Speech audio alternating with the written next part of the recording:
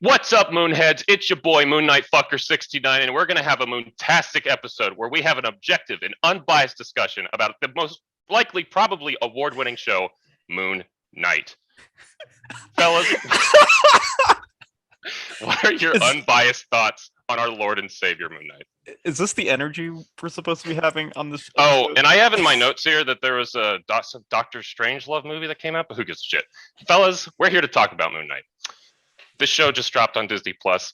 It's pretty hot right now. The kids are loving it. I am loving it. Oh, I'd go further than saying loving it. Living it, more likely. You're living it. You are Moon Knight at this point. Don't jest. He would never dare to proclaim the God's throne. No. That rightly belongs to our Lord and Savior. Saviors. There's more than one. Kind of. Sort of. I mean, I hate the show. What did you guys think about it? Yeah, you sound like you hate it. For me, I really enjoyed it. I thought it was pretty fun. I thought the middle episodes were pretty slow, but the beginning was intriguing for someone who doesn't know anything about Moon Knight. In the end, I thought ended with some really cool action, which we'll get into. Spoilers, of course, as always. Yes, lots of spoilers. Yeah, I'd say my quick spoiler-free review is I enjoyed it a lot. I'm surprised at how well they adapted this to Disney Plus and how well they adapted it to the show, or just in a show format. Moon Knight is a very lesser known property in the MCU, or I'm sorry, yes. in the comics or the Marvel universe, and they did really well with it. I will say, if you are a Moon Knight fan, I have a feeling that you were probably kind of bored with this show for at least the first couple episodes, because they drag it out on who Moon Knight is and why you should care. But if you don't know anything about Moon Knight, I'd say this is a really good introduction as to what he is and what he does. Yeah, I feel like from what I've seen, the general consensus, people who don't know anything about Moon Knight really do enjoy the show. And then I think a lot of the people that are longtime fans of Moon Knight, you can use the term. It's Moonhead. Moonheads. The other fellow Moonheads are also. I think a lot of them are just happy to have literally anything at this point. So I've seen obviously there are things that people don't like that the show has changed, but I think generally the consensus is that people have liked the show. But yeah, they do lead on in those first two episodes in particular, kind of dealing with Steven figuring out his stuff with multiple personalities, which is really interesting because if you were watched the first couple episodes of the show, you'd think that Steven is the main protagonist of every and all Moon Knight. You'd be wrong. You would be wrong. It's Mark all the time. I think that's something that in particular that I really appreciate about this show is how in the comics, when I think back on the comics, the multiple personalities thing is definitely present and it's there, but it is not. There's only a run or two that probably plays into it as much as the show does. And usually Steven is kind of, a side character. He's not even the other interesting personality. So this show really bent over backwards to make us care about Steven. And I feel at least for me, I was wow, this is the most I've ever given a shit about Steven. This is great. I like the fact that they use reflections to show the other personality, and they glance at reflections every 5 seconds in the show. Yeah, mirrors are everywhere. So you're always getting both of them. Yeah, it's kind of a cliche where if someone is kind of in a weird headspace, or they have multiple personalities, or they don't really trust themselves, they don't they'll always look in a mirror and see the other version of themselves. Which, now that I think about it, I think didn't Doctor Strange do the exact same thing? They did things with reflections. They have a whole dimension of mirrors. Yeah, but anyway, it's just convenient. Moon Knight would love that dimension. It's just funny, that's super cliche, but I think the show did it pretty well, because otherwise you would just never have the two characters talk to each other. It'd just be Steven talking to himself or Mark talking to himself. So them constantly looking at reflections. It's Mark looking to reflection and seeing Steven just kind of shaking his head and pouting oh, what have you done, Mark? What are you doing? It works better than a voice in their head, Yeah. Which they do a little bit, but the reflections in them talking to each other definitely sells it way better. Yeah. I think that's and it's sold so well because they have. I mean, there's certainly lots of elements to this in terms of like them switching back and forth. They have like slightly different hair and posture and the way that they hold their face and stuff like that. But I think even with like the people who criticize this show, a lot of times, there's like, even if I didn't care for the show or like where it went or have like a lot of problems with it, like people are pretty sold on Oscar Isaac as like Moon Knight and Mark Spector and Stephen Grant. Like they really think that like he knocked it out of the park with the performance, which I would strongly agree, because I feel like as I especially in the later episodes where they are actually two separate bodies walking around, talking to each other, there are like these moments where you're like, oh, that's right, this is like the same guy. He's just talking to himself on a green screen somewhere, like in some studio, like. But he really sells it as two different people, and you believe it. Yeah, the illusion isn't really broken, and I'm impressed how all these actors like can portray different accents so easily. Okay, granted, his British accent was a bit stereotypical. It's pretty funny. It kills me because when I look at people talking about his accent, you'll never find anybody agreeing on whether or not the accent is really good or really bad. But then if it's really bad, it's like, well, obviously it's on purpose because he's not actually British. So it's a win-win no matter what. Yeah, I guess that's true. It would be what an American thinks a British person sounds like, and I'd say he nailed it. If that's what he was going for. He pretty much sounded pretty British to me. They changed Steven quite a bit in this. In the main comics, he plays like a billionaire personality. Like he's supposed to be, because in the comic books, Moon Knight for a while was very much a knockoff Batman, and has really come into his own. No. Yeah. I know this might come as a shock, but he's really coming to his own lately. I think he even when he came out, I think at that time, Batman, or around that time, I don't know exactly when, but Batman also was doing multiple personalities at some point. So maybe he ripped that off of Moon Knight. But so yeah, Steven's supposed to be like the Bruce Wayne billionaire playboy persona, which he is super duper not in this show. Which is one of the differences, I think, one of the big differences that the show took, which I'm at this point fine with. I think that the show did a really good job with I think they were bending over backwards to be like, people are going to compare him to Batman. What do we do to make them not compare him to Batman? I think the new direction with Steven also helps, though, because it gave a stronger connection to the Egyptian mythology side of it. And like Steven being a huge, mythology nerd and like knowing about all the gods and like knowing all the rituals and stuff. Like he works in a museum. Yeah. He's not like, a curator, but he works in the museum. Like he knows all this stuff. I think it was a really good tie-in as to like, why Egypt? Like why Egyptian gods? Yeah. They did that too with Lila. She is very much so a replacement for the character in the comic books, which is named Marlene, who is just like a white blonde woman. And it's like, they replaced her with Lila to make, again, to have her be like Egyptian and to have her more tied to that Egyptian mythology and to tie Moon Knight into that more, which I think was a smart decision. I think that worked pretty well. Did you guys personally like Lila? Yeah, I think she was a pretty strong support, or I guess was that co-lead, or I'd say co-lead. Yeah, co-leads. I think she did a great job. I do like the Egyptian ties, even though she wasn't like in your face about the Egyptian ties stuff.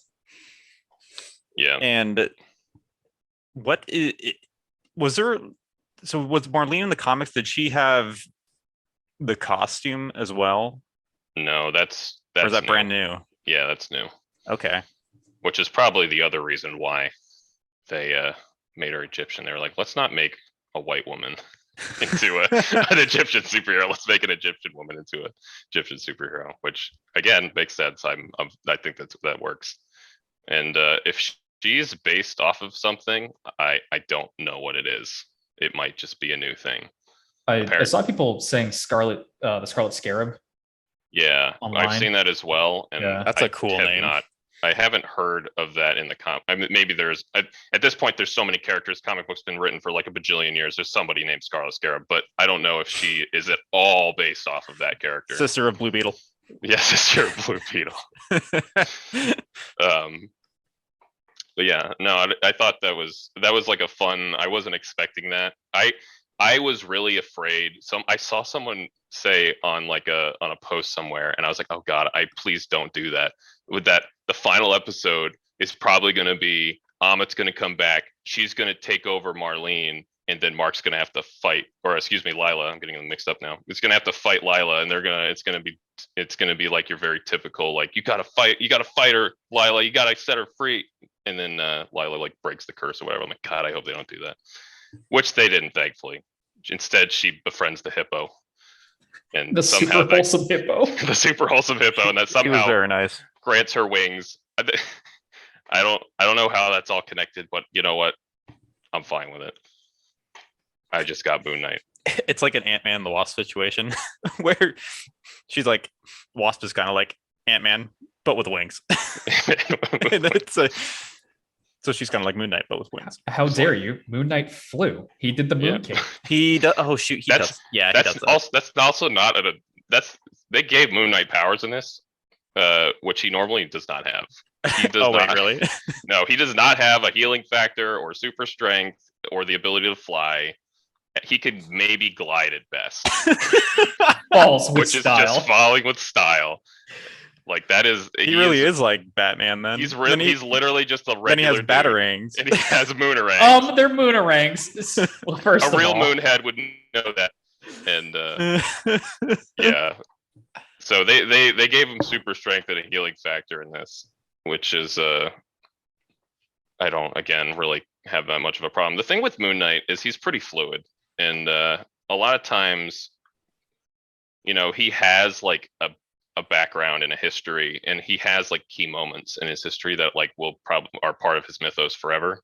But for a lot of it, like writers will just be like, I'm writing Moon Knight now. I'm gonna do whatever the fuck I want. And like if Moon Knight has super strength now, he has super strength now. He used to have super strength under the full moon, which is like he's useful one night out of the month. Great. he's like a werewolf. It's like a werewolf.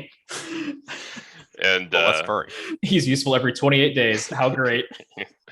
So like if they want to give him superpowers and explain that Khonshu gives him a suit, that he also doesn't summon a suit out of thin air, like he's that is just a regular suit made out of fabric in the comics that he puts on like Spider-Man would. Does Steven have a suit in Moon Knight? No. He doesn't have like the weird business Mr. suit. Knight? Well, so Mr. Knight's a thing. That's the other I think that's the thing that actually probably upset people the most is that Mr. Knight is supposed to be just like another costume for Moon Knight. Like Mark puts on the Moon Knight costume or Mark puts on the Mr. Knight costume, and they're all the same character. Oh. He just takes the Mr. Knight costume to like business meetings or whatever, or to do detective work and maybe beat up some fools. But in this case, they made it Steven's suit, which I think kind of at the end, I'm like, again, because they're trying to like make both of his personalities like very much so their own characters, I think it works really well. And I like that a lot. I think having Steven get his own suit and having it be the Mr. Knight suit makes sense. And it makes me curious. And of course, when they did that, everyone's question was like, what's Jake's suit going to be? Which we never got, but we'll get it at some point. Or they'll drop it. Yeah.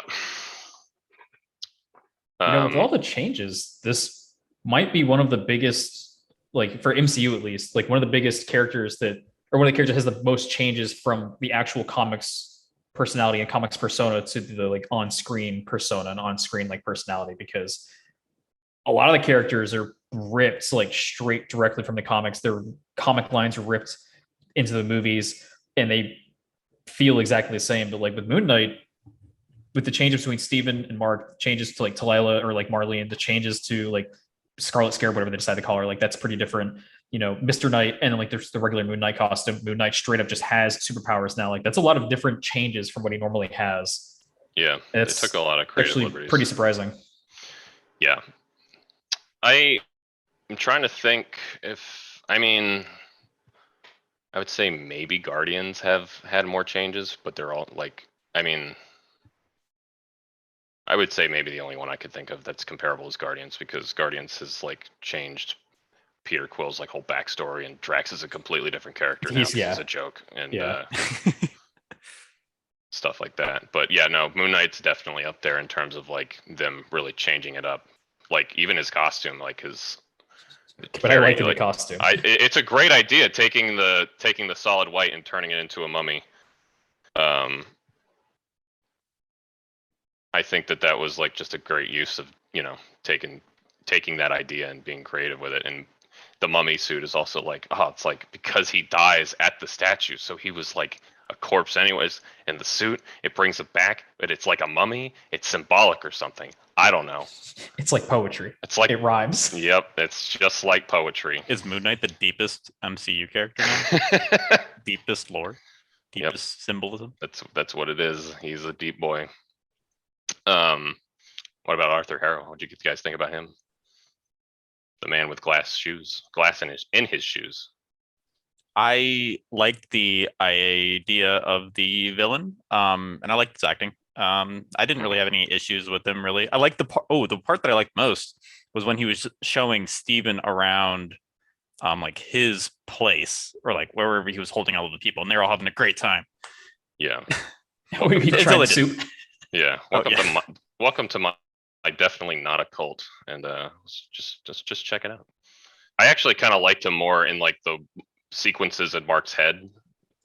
Yeah, like, as the doctor. Like I really enjoyed while he like that for some reason. I don't know why. But I thought he was fun as a villain, and I also really enjoyed the fact that he puts glass in his shoes at the very beginning, and every time he takes a step for the rest of the show, you can hear it crunching under his feet, and you're like, oh, I hate that so much.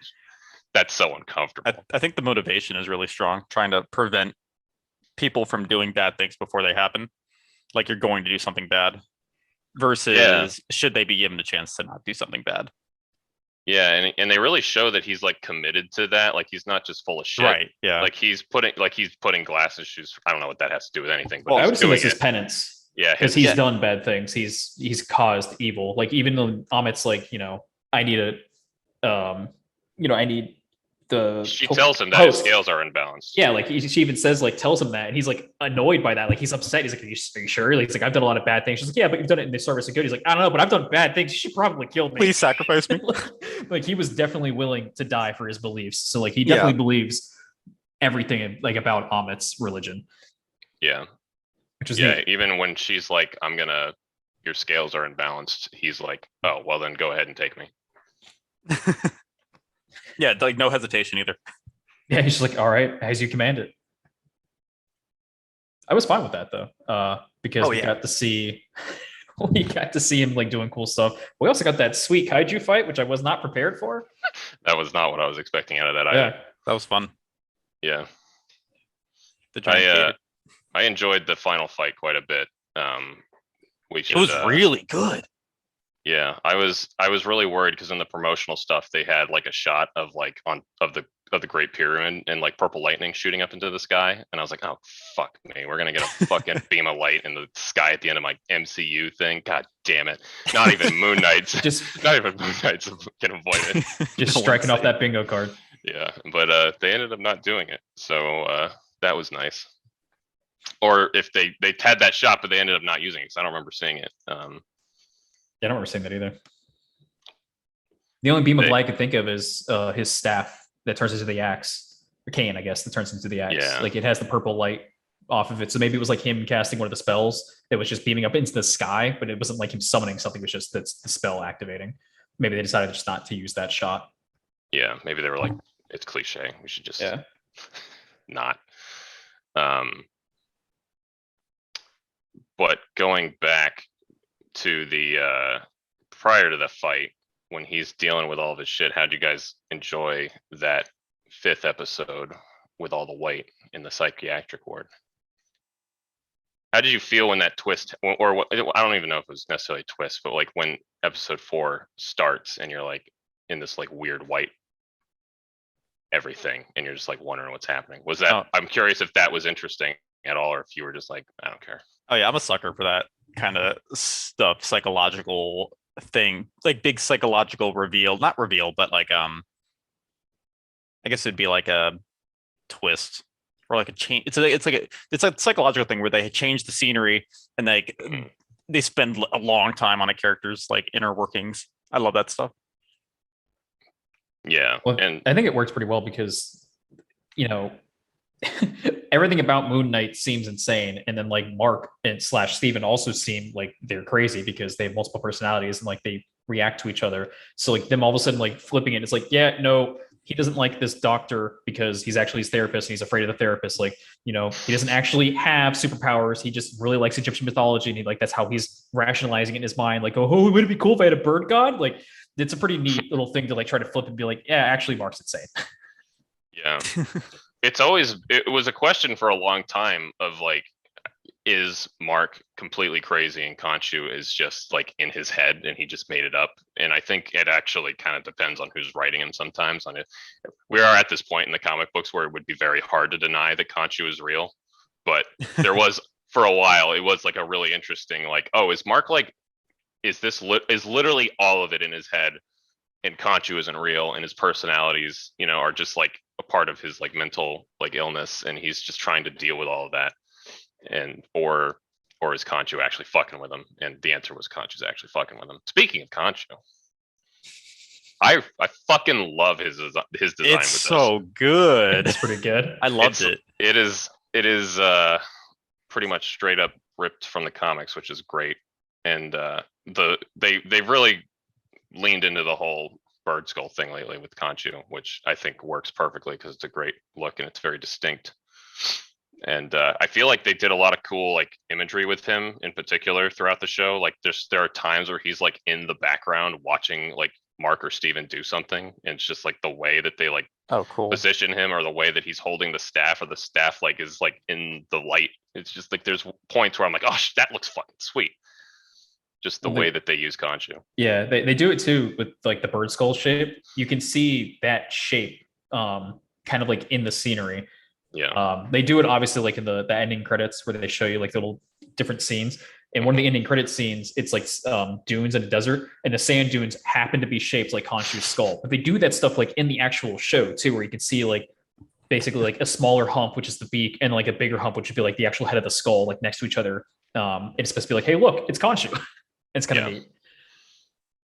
Yeah, no, my only gripe with Khonshu, at least at the beginning, was like his voice was like weird to me. Like I was like, oh, I don't know what I expected him to sound like, but his voice like was a little off-putting. But I think over time I got like used to it, and now it sounds fine. I agree. I thought it was kind of weird. It's got that godly vibe to it. Yeah, it had like a bit of malicious intent in there. Yeah, I love how I appreciate them really just making Khonshu a motherfucker in this. Like just like he's like his cause is just, but he's also an asshole who takes advantage. He's vindictive. He's sassy. He's kind of just a piece of shit.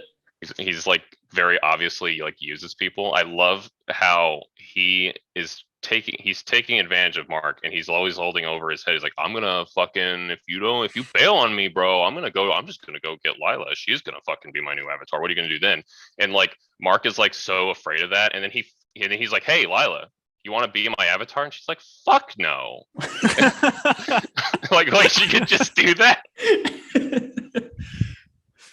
This whole time, Mark's been just completely fucking bamboozled. He thought, well, he already said, yeah, he signed a contract. Yeah, but he thought that he was like Khonshu was gonna have to be with Khonshu forever because like, because he thought Khonshu would go to Lila next, but Lila could just say no. Like I don't know why Mark didn't think of that. Maybe he's just full of. They have trust issues. She didn't trust, or he didn't trust her. Yeah.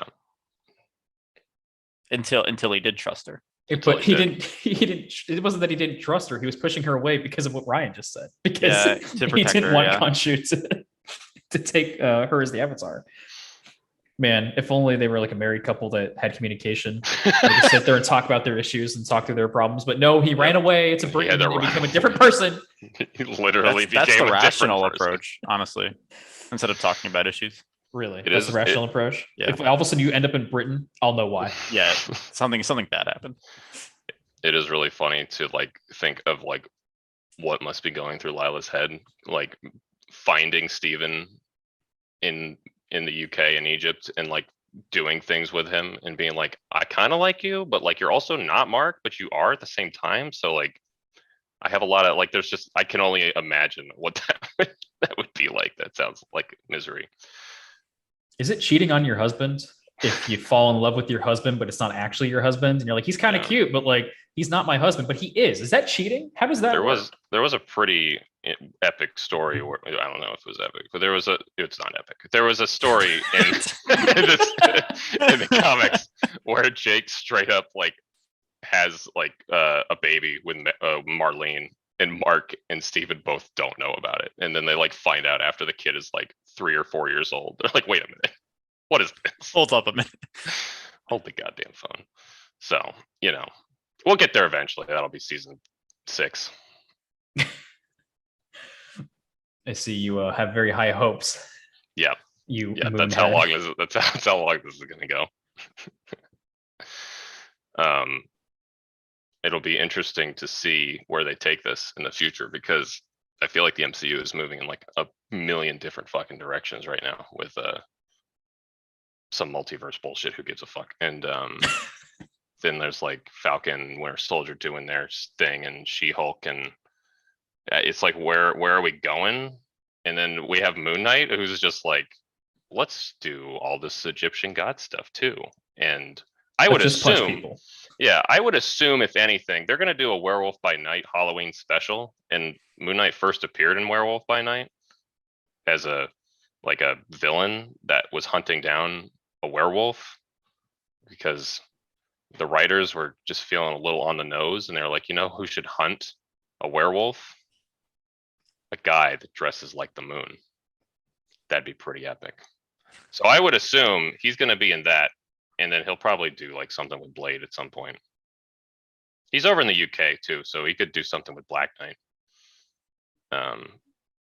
They were talking about during this whole production, they apparently were going to have like a cameo or two in this, and they didn't say who it was, but they were going to. But then they decided, no, we can do Midnight without cameos. We can like make this its own thing, which I kind of appreciate at this point, just like letting him be his own thing for the moment. I mean, it didn't really have any like MCU connections. I think literally the only thing they ever say in reference to the MCU that isn't just like background dressing is Wakanda. Yeah, they mentioned Wakandan Afterlife. Yeah, I think that's literally it. I can't think of anything else. Yeah, I think there was a couple of like, like a bus had an advertisement on it for something. I don't know. Somebody mentioned it at some point, but just little things like that. But beyond that, yeah, they really don't talk about like the greater MCU. Like at some point, Steven like mentions like, he's like, oh, you're about to see some Area 51 shit. I'm like, really? In the Marvel universe, Area 51, you guys got like invaded by Thanos. He took out half the people in the universe. You got invaded by literal aliens. Why would Area 51 be anything? You already know about actual aliens. Who gives a shit about the Roswell aliens, man? Is that post Blip? I don't know when. I would assume so. I would. I feel like most. I guess pretty much everything is. I think all of Phase 4 is just gonna be post Blip, unless it very specifically states like, "Hey, this happened before the Blip." I guess you're right. Like, yeah, because everything's present day. Unless stated otherwise, I guess.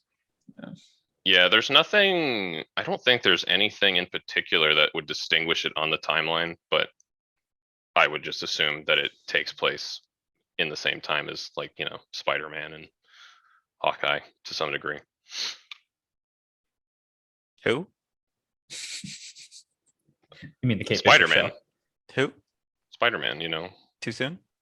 Spins a web any size. People know who Spider-Man is. Oh, you're right. I just don't know who he is. Yeah, I just don't know who he is. Oh, that's right. Who is this man? Who's that masked menace? I keep forgetting. That's such a weird thing. They forget the person, but they don't forget the other part of the person. Yep. It's super weird. One of all the things they decided to rip straight from the comics. They were like, yeah, let's do that. let's rip that one. Okay. Sometimes I feel like they just throw darts at a wall and they're like, yeah, let's adapt that from the comics. All right, we're gonna do Spider-Verse and One More Day. Why not? Technically, one moment. They probably have like an inner polling team. They have a team that takes a poll on what they should do, but like half of them are trolls. Yeah, and then somebody accidentally hit Morbius at some point and it made a made him more $1 billion, as the memes say. I hate with a passion, seriously, like utterly detest every freaking Morbius meme that like goes around right now. I see it and I'm like immediately like, I want to delete this post from the internet, please. I appreciate Morbius memes, but if it creates a cult following, we're gonna have a fucking problem. So annoyed. So if I did have like one bit of beef with this show in particular, it's all right. I love Moon Knight. You might not have. I hadn't noticed. Tell. Wait, what? And the whole reason that I started liking Moon Knight is because his costume is cool as fuck. Mm-hmm. Like I just saw like art of Moon Knight. And I'm like, that looks really cool. I want to read that, and I did. And then I got hooked on Moon Knight. Spoken like a true comic book fan, honestly. Boy, that dude looks cool. What is he? I want to read his comics. Yeah, and I feel like I could have used a little more Moon Knight costume or Mr. Knight costume action, honestly. I feel like it was a bit scarce. And I am a dumb, monkey-brained baboon that sees like people in cool costumes and gets excited. So, like, where was it? Where did it go? There wasn't too much Moon Knighting, was there? Yeah, he shows up for about 4 seconds at the end of the first episode. We get some cool, hot Moon Knight action in the second episode. I think we get some hot Moon Knight action in the third one. And then it basically just isn't there for episodes 4 and 5. And their lore reason is because Khonshu has like been imprisoned or whatever. He can't summon the suit. Also, he's dead.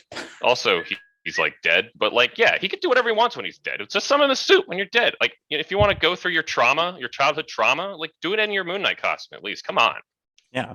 Man. I don't want to see Oscar Isaac acting. I don't want to see facial emotions.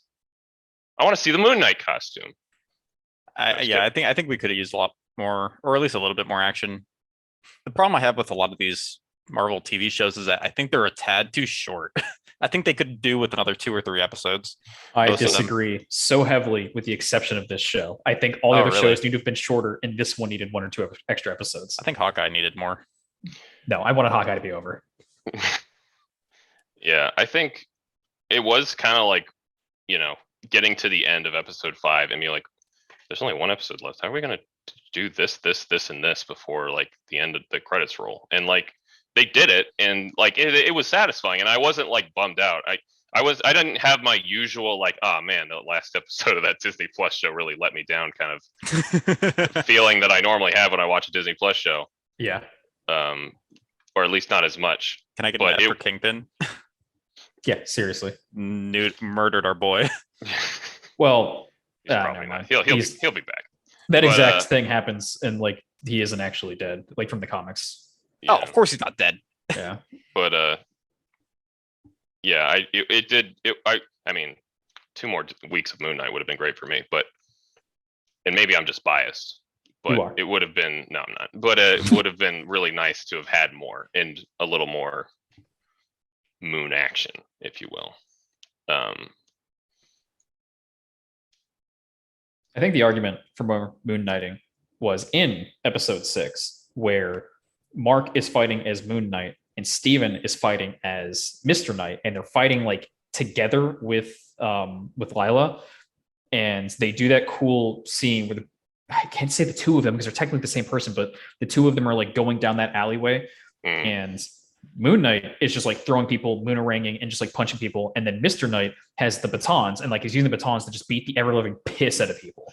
Yeah. And that fight scene is only like 1.5 minutes long, 2 minutes long probably, and I was just like, oh, this is awesome. Why can't this be the rest of the show? Like, just have this be the entire episode, just the 2 of them beating the crap out of like henchmen. Yeah, I feel like I get why like episode 5 didn't have a whole lot of Moon Knight in it, but I feel like I wish episode 4 just had like a little bit more going for it. But we had to have like our little Tomb Raider National Treasure Indiana Jones episode,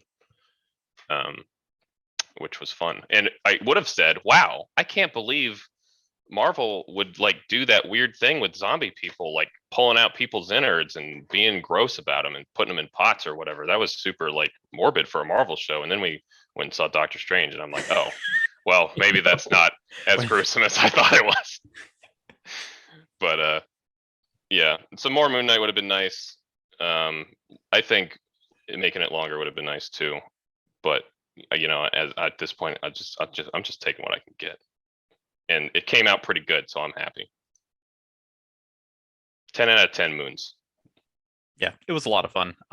Definitely got more out of it than I was. I wasn't really going into it expecting anything really because I didn't know who Moon Knight was really. But I came out of it having a good time. Yeah, great times, like when we watched his abuse from his mother. That was pretty great. Yeah, reminds me of home. Yeah. Yeah, I enjoyed this show. I would watch it again. I did watch it again, and I still enjoyed it. You already did.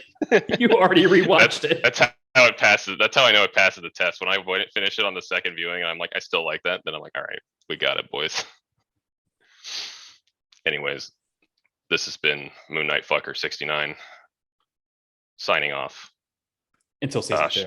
Until season 2. You're gonna single-handedly bankroll it. He's right, I guess.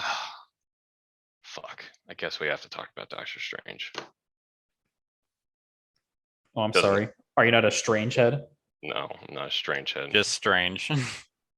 Just a little weird. Just a little. I'm more of a Doctor Weird man myself. Hey, Doctor Weird. All right, fellas, what did you think about Doctor Strange? All right, so my first complaint about Doctor Strange is that there is a distinct lack of Moon Knight in it. We do get two pretty great shots of the moon, which I think are pretty nice Moon Knight references. And there is that one move where Doctor Strange impales the evil Doctor Strange with the fence pole, and I'm like, bro, that's such a Moon Knight move because he did it to that werewolf in the show. That's so epic. It was a jackal, not a werewolf. Or the jackal. Okay, let's not you're right. besmirch the good Egyptian mythology here. Jeez. Right, And that's the end of my joke. I can't think of any more Moon Knight references. Mirrors or something. I don't know. I was going to say, they did the reflection thing. With I saw a fan post of somebody being like, fan theory, Moon Knight's Mark's multiple personalities are different versions of Moon Knight in the multiverse converging on each other. And I'm like, that is literally the dumbest thing I've ever read in my life. And would you? No points. And may God have mercy on your soul. I need you to stop. Anyways, Doctor Strange.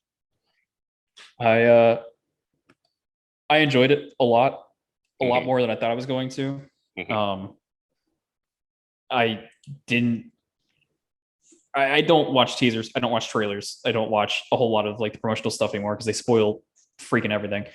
So I came into this pretty blind. Felt the only thing I knew was that Doctor Strange was back. America was going to be in it, and multiverse stuff. That was literally all I knew. So I was pretty surprised, and where it went, and some of the stuff they did. But I also was just surprised at how Raimi-esque this movie was. They kind of just let Sam Raimi do what he does with the camera angles and some of the dialogue and just the way that he shoots movies. You could definitely tell this was his movie, which is really cool. And I wish they would let other directors do that more, because I feel like the only other person they've really let do that is Taika Waititi for Thor Ragnarok. And they just need to let their directors play around more. Yeah, I would say James Gunn as well, but I probably was way easier to let him just do whatever he wanted, because it was if Guardians crashes and burns, then yeah, who cares? It's just Guardians. So yeah. At that point, they weren't a pivotal part of the MCU or the Marvel universe at that point. I think Eternals also had a pretty distinct style, but yeah, no, it was definitely felt in Doctor Strange, and I feel like I see people saying that Marvel was still reining in Raimi on that, he wasn't able to go full Raimi on it, and I'm like, even if that's true, I feel like that's about as much Raimi as I would want in a Doctor Strange movie. If he wanted to do a crazy Elsa Bloodstone movie or something like that, then let him go full Raimi. But I think it was pretty well balanced in Doctor Strange.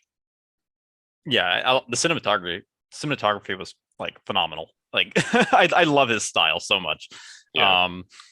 I do kind of agree with the community that I think the higher ups kind of said this this plot kind of has to happen, I feel, but I don't really know, obviously. But I feel like he definitely did have a lot of creative freedom, at least on a shot per shot basis. Maybe not on an overarching plot point, but I could be wrong on that as well. It's been really refreshing now to watch like these MCU movies after, we've done them for however many years, and like it feels like they're finally kind of being like, oh, like we did it and we can do whatever we want now and let the directors do it, because they felt very safe for a long time, and now letting the directors kind of take the reins and do their own thing it's been really nice. Yeah, back in the Ant-Man era and original Doctor Strange era, kind of felt a lot like everything had to be like a certain formula and you couldn't like deviate too far, just to introduce these new characters so that we could set up for like Infinity War Endgame. Yeah. Oh, go ahead, Tyler. I was gonna say, I mean, yeah, it felt like for a while there, even though we were in like phase 1 or phase 2, phase 3, whatever, basically every movie still felt like a phase 1 movie because they were just worried that the movies could still fail, or they were worried that like the MCU still wasn't established. So they're like, we don't want to take too many risks. So like, don't go too crazy there. It's like, all right, but like, come on, comic books are weird. Comic books are crazy. Like you can do whatever you want. Yeah, it's just, can we get people in seats? But I think Marvel has made enough of a reputation for themselves that they can afford to do that. I think that maybe sometimes like they still like, maybe if it's a new character, like I feel like Shang-Chi was still like a fairly, maybe not quite as bad as like some of the OG like Ant-Man or Doctor Strange movies. It was a little bit more of its own thing, but it still felt like, this very much feels like a Marvel movie. But I still really enjoyed it for what it was. Till that last act. Into the last act. Just like always. Just like always. Acts 1 and 2, bangers, and then Act 3, it's like, whoa, it's the big stupid CGI fight. How great. If only there was a laser beam in the sky, that would have really been the icing on the cake. No, they got it wasn't a laser beam, but they got the water funnel thing into the sky, the big water tornado. That's close enough. Right. Close enough. I'll allow it. Yeah. I think because I enjoyed Doctor Strange quite a bit as well. And I would say my one thing that I was like kind of surprised by other than the fact that Wanda is spoilers for Doctor Strange, by the way. I know he said that for Moon Knight. I'm gonna just double check and say we're saying that for Doctor Strange as well. But Wanda's like straight up the antagonist in this, which I didn't expect. Because the promotional stuff does not imply that at all. I think. Yeah. I think literally like most of what you see with Wanda is her and and Steven in like that field with the trees. It's called an orchard. If it's a field with trees, it's an orchard. The field with the trees. And okay. He and then like just random shots of her like levitating mostly, and then close-ups on her like eyes opening very dramatically. And it's like, oh, they're just gonna go on a fun little magic romp to the multiverse or something, but she's gonna be a little cranky or whatever.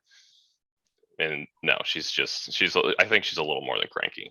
She's very cranky. I was gonna say, somebody would say grumpy. Crazy.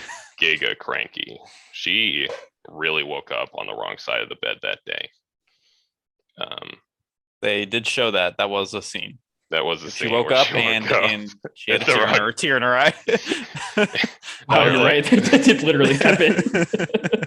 And she thought that day, I'm gonna fucking kill everybody. Yeah, when they say wake up and choose violence, that's not meant to be taken literally, Wanda. Don't come to the multiverse tomorrow.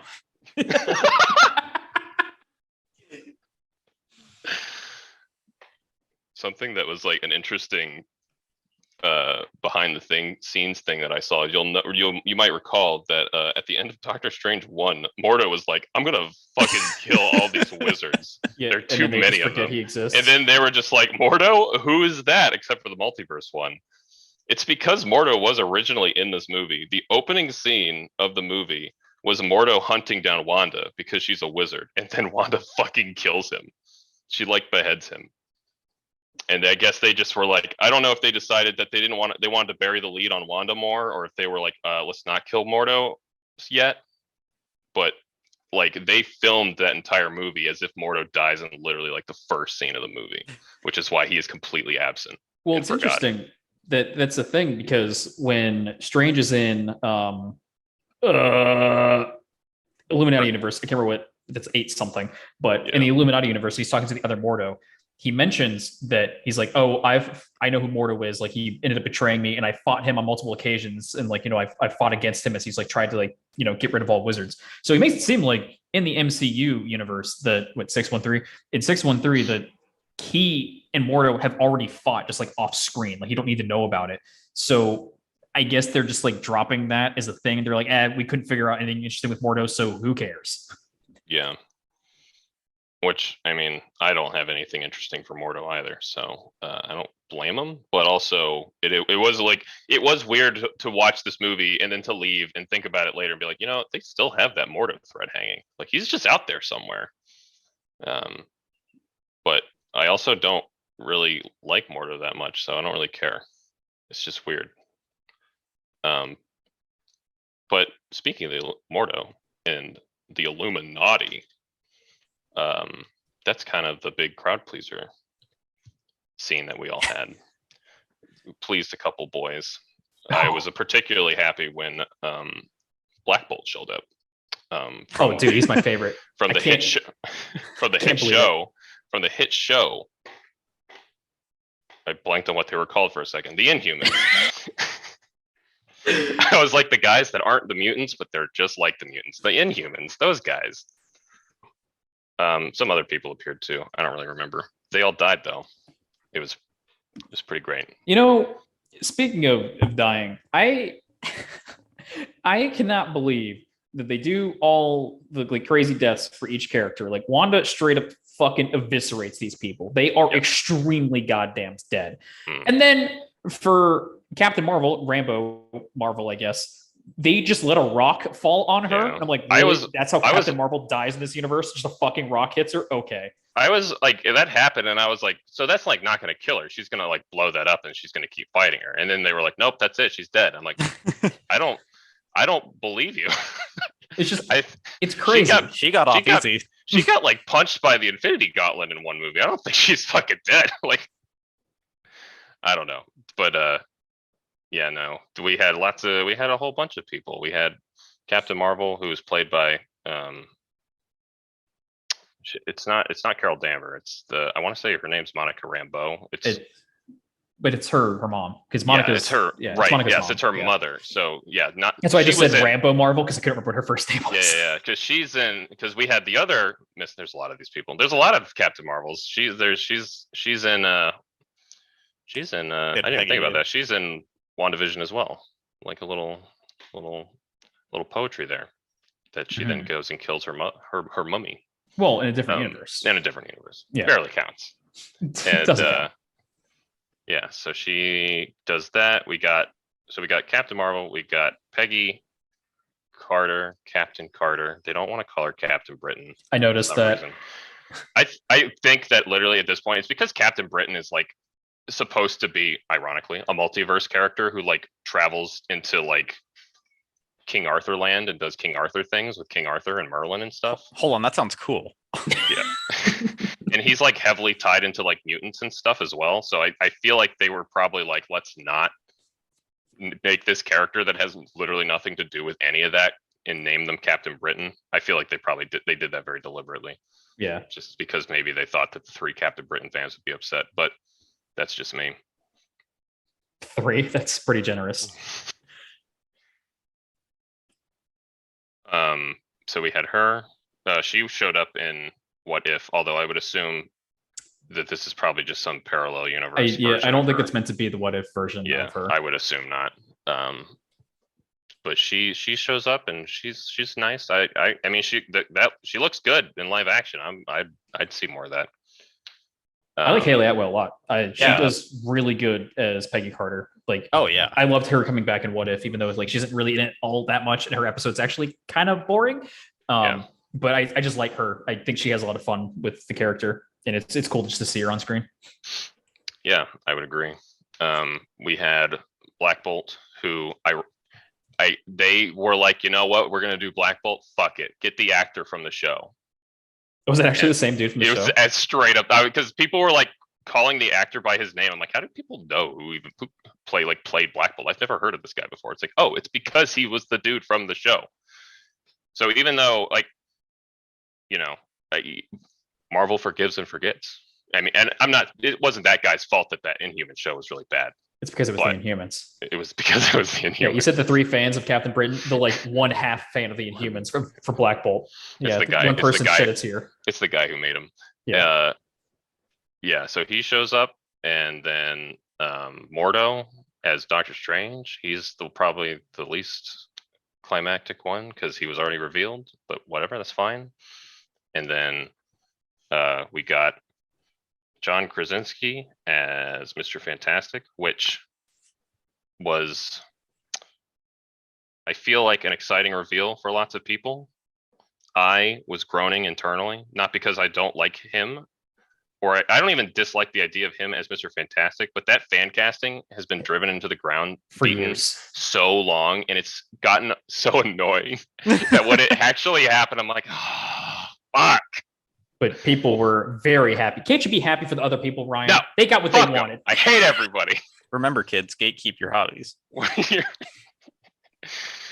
I just am gatekeeping fan casters because they're really annoying. Especially the super obnoxious. Fan casting can be fun, and people can have like fun ideas. It's just most of the time they're really uncreative. It's like John Krasinski vaguely looks like Mr. Fantastic in this one comic book run because they both have beards. So maybe he should play it. And it's like, I think John Krasinski is way too charismatic to play a big fucking douchebag like Reed Richards. Like, I don't know. Can we talk about that for a second? Just Reed Richards. Oh no, hang on. Finish your cameo list, and then I need to talk about Reed Richards for a second after that. Yeah, and then after that, of course, we got your boy Charles Xavier back in the flesh. They even played the 90s cartoon. They played the theme. That was the part that got, like, even more than his reveal. I was like, holy shit, they played the theme. Like, I don't know why that was the part that got me, but that was pretty cool. And I feel like, I enjoyed his character in this a lot, and just the few like moments that he had of like, because kind of like Reed Richards, Charles can be portrayed as a huge asshole sometimes, but I appreciate that this like version of him was like very like kind and like wanted to help, and he's very gentle. He believed in Strange, and he wanted to free Wanda, and he was trying to help her before he got his neck fucking snapped. That was crazy. That was wild. I can't believe they did that. I don't know what I was expecting, but it was not fucking that. I'll tell you what. And actually put me into shock there for a second. That was like, it was like a little, I think it was even like a little jump scare, the sudden like loud noise. It was just made it super dark. She pops out of the smoke. Yeah, just fucking breaks his neck. That whole 10-minute sequence was a wild roller coaster for the MCU. I was like, here are all these cool characters that are introducing all of these like like corners of the Marvel universe that we've known about in the comics for all this time, but have never been seen in the movies. And like, watch us slaughter all of them. Isn't this fun? Anyways, Mr. Fantastic. So my 2 least favorite things in this movie. First, I won't even say the first one because we can actually go off of that. The second thing that my least favorite part of this movie is that Reed Richards has the fucking gall to say to Doctor Strange's face that you are the greatest threat to the multiverse that has ever existed. And I'm like, are you for real? Like, Reed Richards destroys everything he's ever touched. I'm like, have you ever seen anything about the Fantastic Four? I'm like, Reed Richards is a piece of shit. And I cannot believe that they got him to say with a straight face that Strange is the greatest threat that has ever existed. Okay, sure. I mean, Reed's pretty full of himself, so I guess that's pretty par for the course for him. But yeah, no, I was saying that I thought that John Krasinski is like way too like charismatic to be like a pretentious genius like Reed, but like he does play up like the holier than thou. Like, I am the smartest man in this room, and everyone should listen to me pretty well in the moment that he is there. Yeah. And it's like, you're like screaming at the Illuminati because they're like, Wanda's gonna fucking like kick your guys' ass, and then she's like, and then it ends up going even worse than I was expecting it to, because she just fucking mercilessly kills them all. And it was in the moment he was there, I was like, oh, you know what? Like, I do like it, but I'm also annoyed because that fan casting was really annoying. I did like the scene where Wanda was like, "Do you have children?" Or he says he has children, and Wanda's like, "Do they have a mother?" And he's like, "Yeah." And it's like, "Oh, good, someone's gonna watch over. We'll be there to watch over them then." And then she fucking murders all of them. I was like, "Damn, Spaghetti Reed Richards. Wanda is stone cold, dude." The most cold-blooded thing you could ever say. I feel like I appreciate. I mean, anybody who likes horror a lot will probably would say that this isn't like really a horror movie by any means. But I do appreciate like the kind of horror elements that are ingrained in this movie from like throughout it. You know, Yeah. Wanda is just straight up a monster in a dark hallway, like chasing after you, and it's just like if she catches you, you're fucked. And there's nothing you can all you can do is run. Like at this point, and they really play with that. And they do like there's a scene where she comes out of like a I don't remember what it is. She comes out of something, and her body's like all contorted and like messed up, and the CGI isn't great, but like in the moment, I'm like, wow, that's really like twisted and horrifying. Like how she's like bending her body unnaturally to come out of this thing, and it's like, oh, she is like straight up like a horror monster in this movie. That's what we're doing, and I thought that was cool. It's when she pops out of the reflection, right? She's like contorted to like fall out of the reflection. Yeah. Yeah. And her arms are like bent the wrong way, and her She's like basically a cube. cracking. Yeah, it was weird, but it was also like, oh, this is cool. I think Elizabeth Olsen like carried the entire movie. Like yeah, she did great. Her act that's like been her peak acting in her entire like career. I feel. Well, I don't know what else she's done, but at least in the MCU, like, wow. Yeah, this felt almost as much of a like it's called Doctor Strange: The Multiverse of Madness, but you could call it, you know, Scarlet Witch: The Multiverse of Madness, and that would make just as as much screen sense. time. Yeah. And my only problem with like Wanda is like her thing kind of resolves very predictably. I was like, literally, she's unstoppable. Yeah. Like nothing can stop her. They're gonna have to throw her children in front of her. That's the only thing that can stop her at this point, and that is straight up what they do. I'm like, well, I don't have any better ideas, but also how predictable. Like that was really my only gripe. And then they throw a rock on her. Then they throw a rock. Actually, she throws a rock on herself. Yeah. She drops that.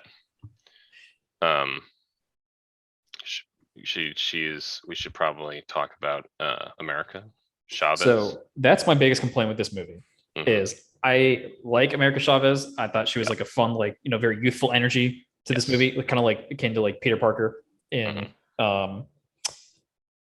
like just like his movies, and like the way that Peter interacts with Strange is kind of the way that America interacted with Strange, where like, you know, they're not really that similar. They just happen to both be superheroes. They both happen to have like superpowers. So that was cool. I think the actress did a good job of like just being herself. But by God, America's not a character in this movie whatsoever. She is literally just a plot device, and that kind of sucks. I feel like she has something going, and I don't know if it's just deleted scenes or something, but I really enjoy like having like a character like Strange and him being like, this kid is like my problem now, and I have to take care of them, and then like growing fond of each other over time. Like I'm like a sucker for that kind of shit. And like I enjoyed her going from the last Doctor Strange I met tried to fucking kill me to like, you're like the only person that I trust at this point, and like her, and then him in his zombie form telling her that she has to believe in herself or whatever. And that's pretty cliche, but like in the moment I was like, believe in the me that believes in you. Believe in the me that believes in you. But I do wish that they had fleshed it out a little bit more, and they like maybe I feel like there has to be like some extra scenes in there where they had that, and they just took them out because they didn't want to have them in there for some reason. But yeah. I think that would have helped a lot. Too many scenes of America like being a character. It's two. It's literally two.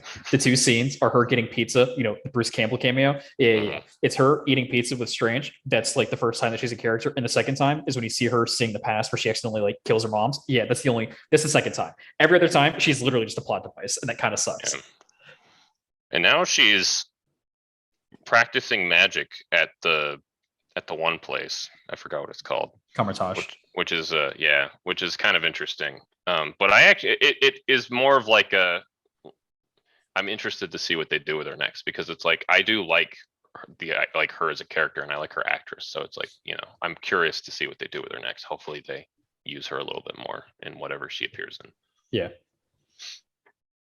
Gary, how do you feel about America? I like her. I have pretty much the same sentiment, honestly. I think the implications for the future are promising because obviously she can, jump between different multiverses. Yeah.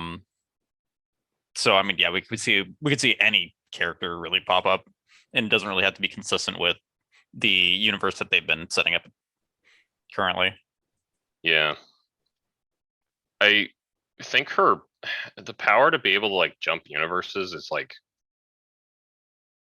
I think that's going to be a weird power to work with, just because she's like, locked into being a plot device forever. Her power is she has the ability to run away, I guess. Like, I don't know, like, and I guess she has super strength and stuff like that. She also can like hit things and they crumble in the shape of a star. But her power seems like it'd be very like, if we're gonna deal with her, if she's here, then we're dealing with multiverse stuff, and like she can't do anything. Not that she can do other things, but like she's interesting because of her ability to jump through multiverses.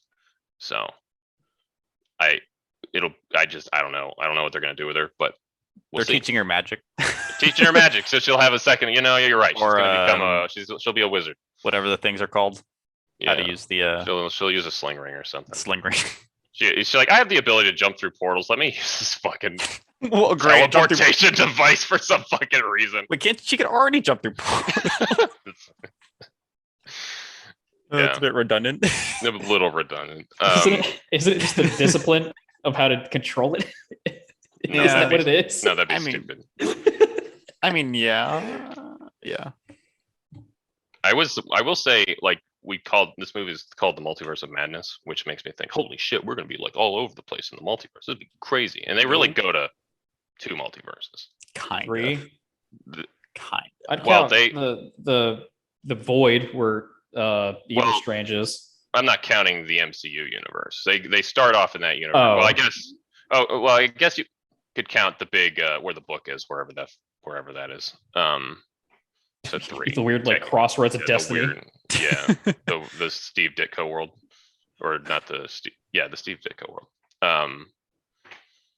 But yeah, like I was kind of hoping we'd get more. I think I enjoyed the Illuminati Slaughterfest, but I also feel like it almost would have been more fun for them to jump universes and to jump into a universe and they meet Reed Richards, and they jump into another universe and they meet Black Bolt, and they jump into another universe and they meet Xavier. That movie would have been long as fuck, and that would have been exhausting probably. But I don't know. I was just surprised coming out of it and being like, oh wow, we only really did like, there was really only one primary multiverse, and then Strange goes to the one where everything's broken and destroyed, and it's like, oh well, that's a cool visual.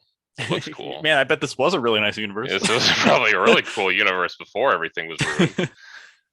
But I like that universe simply because like he opens the doors to the big foreboding like sanctum, and then looks at the big staircase, and the staircase is like leading off to like this waterlogged room with like you could see like the void in the background. It was the most like Castlevania ass shit that wasn't in a Castlevania game, and I was just like, holy fuck! There's like a red crescent moon behind it. Yeah, I'm like, I can hear bloody tears in my head. I can hear it. I'm like, where's the whips? I'm like, I could see like the hearts dropping off of like lampposts and shit. Like I was like, where's Dracula? You big fucking nerd. I was waiting for it to be a Castlevania moment, and it wasn't, obviously. Doctor Strange Supreme kind of looks like Dracula in anytime he's portrayed, from what I've seen. Yeah, kind of. Yeah, he's got a big pop collar. The collar. Fangs. Fangs or something. He's got hair. And the third eye. Can't forget that. Yeah, that's classic Dracula. Yep, that's such a Dracula thing. They do that cool music fight, though. Yeah, they do have. I like that a lot. That was a fun. Like, I feel like that was like, finally, Doctor Strange gets to have a cool fucking magic fight with something, and of course, it's just an evil version of himself. Which normally, that's a Marvel movie cliche. Oh, the hero's fighting an evil version of themselves. How original. But I guess in the multiverse, I'll give it a pass. Anyways, I rate movies based off of how many Moon Knight appearances are in it. So this movie gets a 0 out of 10 Moon Knights for me. What about the 2 moons? Okay, gets a 2 out of 10. No, the one moon counts as like a fourth of a point. So this gets like a 1/2 Moon Knight out of 10. Okay. There's a very complicated math to it. You wouldn't understand. Fractions are hard. Yep. I'd give it the ever astounding milk toast 7 out of rating. 10. 7 out of 10. 7 out of 10. Yeah. I mean, but not because it was a bland movie, but because there was things I liked and things I didn't like, and that kind of just balanced out. There were 7 things you did like and 3 things you didn't like. Sure. Yeah. Exactly. That's how it works. That's how scoring works. Last I checked. I'd give it a very scientific. I had a good time out of 10. I'd give it a very scientific. I spent money on this movie and I came out of it being like, wow, that was a good time. And I didn't feel like I wasted my money on it. Yeah. Yeah. Hell yeah, dude. Anyways, I'm about to drop into a 4-hour long discussion about what incursions are. No, please don't. Which is definitely where we're going from. Do you have a TLDR for Nope. the non? Anyways, it all started in. Have you ever seen a Fantastic TLDR Four. that's just as long as the actual read? Yes. And then you're like, why? Why have you done this? That's Ryan right now. Yep. Anyways, it all started in Fantastic Four issue 442. The Fantastic Four jump through a portal, which has an Nihilus in it, or something like that. And I'm waiting for you guys to interrupt me and stop me because I actually Please have no I'm not idea where going this is to. going. I'm not going to. Do it. Anyways, incursions are where Earths collide into each other and they blow their universes up, which eventually leads to Secret Wars, which is one planet with a bunch of multiverse Earths glued together, which is as silly as it sounds. Sounds like Final Fantasy. 14 You know what? with the shards. the shards colliding, Yeah. or the shards like what do they do? They merge or something, and then 13 it causes- reflections of the source. Oh my fucking god, you guys are nerds. Anyways, this has been real. Okay, This has been Moon Knight Fucker 69. Peace out, fellas. Keep it Moony. That's all I got. I mean, we'll be reconverging soon for Thor. Converge. Any yeah. Like we're the sources, we're the incursion, we're reconverging, we're multiple people that are like basically the same person because we're fucking nerds. Do you guys know wait for good anything? vibe Thor. Do you know anything? Oh, do you know anything about the next Thor movie? Yeah, I know it's got Thor and it has Natalie Portman, and that's Do what you the extent know- of my knowledge. Oh, okay. Then I won't. Say I don't spoil anything because that's literally. I all was just know. gonna say I had a hope that ties in the Moon Knight kind of. Oh my unironic. gosh! I feel like you say that for anything. though, Moonfucker so- 69. Actually, no, it doesn't matter because they killed. Well, no, they didn't technically kill them. They just killed their avatars. So I don't know. We'll But talk you about could it with hope Thor. for Moon Knight in Wakanda forever because Bast is an Egyptian goddess. Yep. So Yep, that's where obviously he's gonna Mark is be. showing up again. Yep, that's where he's gonna be. And then we're just gonna be a moon. He's gonna make a $1 million and be in every Marvel movie from now on. He's like the new Nick Fury, the new Agent Coulson, the new.